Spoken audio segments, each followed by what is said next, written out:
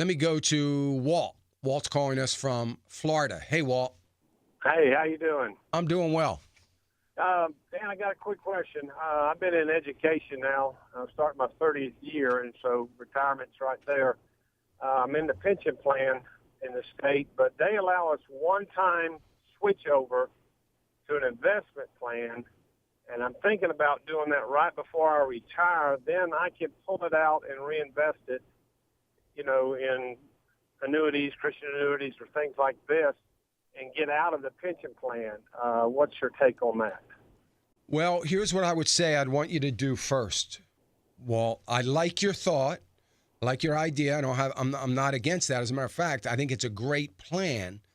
But before you do that, I want you to think of this. So when you are ready to do that and you get that plan thought out and you're thinking that's the way you're going to go, at the same time that they give you the paperwork and tell you about doing that, they're also going to give you some of the numbers on taking your pension plan and annuitizing it and what your monthly income is going to be as a result of doing that. When you look at that monthly income from that, I want you to consider the fact that are you going to be able to take the lump sum or the amount that you're able now to roll over into your old plan, and I'm making numbers up. Let's just say it's $100,000. Are you going to be able month after month after month for the rest of your life, take a look at the life monthly income that they give you?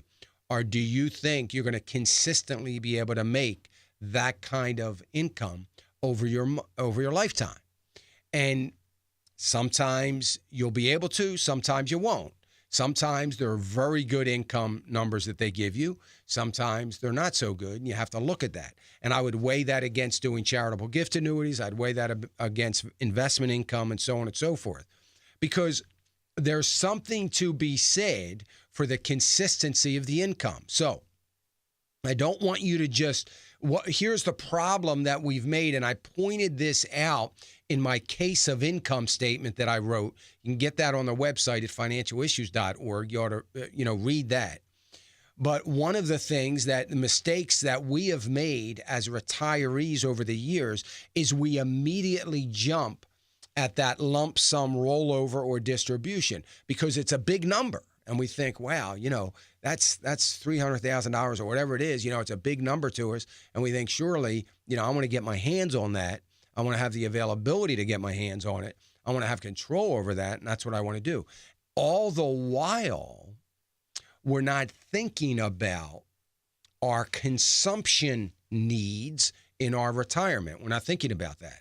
And we need to be, because that's more important than anything else. So I like the plan. I'm all for it. I'm the first one to usually tell people, hey, you need to gain control over it. You need to roll it out into an IRA account over a Timothy plan or in a brokerage account where you can have control over it and you can be biblically responsible in your investing. I heard this morning, because somebody sent me a clip this morning of a Christian counselor has a financial Christian counseling kind of program. And somebody I know sent me, and somebody sent me a clip of him telling people, to go to Fidelity and somewhere, I forget what the other mutual fund company was, and not even thinking about the idea of being biblically responsible with where they go. And I just have such an issue with that. I don't doubt the Christian conviction of this person. That's not my point. But I don't understand why we can keep God out of that part of our life. That's very frustrating to me when I hear those things. So anyway, I like the idea of doing what you suggest, because you'll have an opportunity to be able to be biblically responsible with that money that God has blessed you with. And I think that's great. But I do want you to look at the numbers and think about that.